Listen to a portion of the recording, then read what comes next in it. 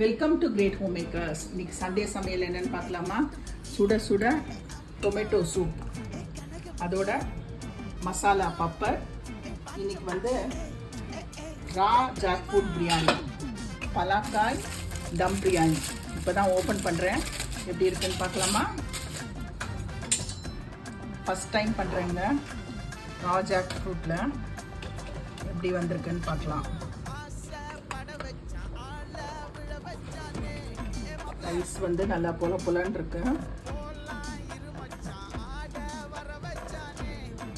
இந்த ரா jack fruit பிரியாணிக்கு தொட்டுக்கிறதுக்கு கத்திரிக்காயில் ஒரு கிரேவி, சூப்பராக ஒரு கத்திரிக்காயில் ஒரு கிரேவி,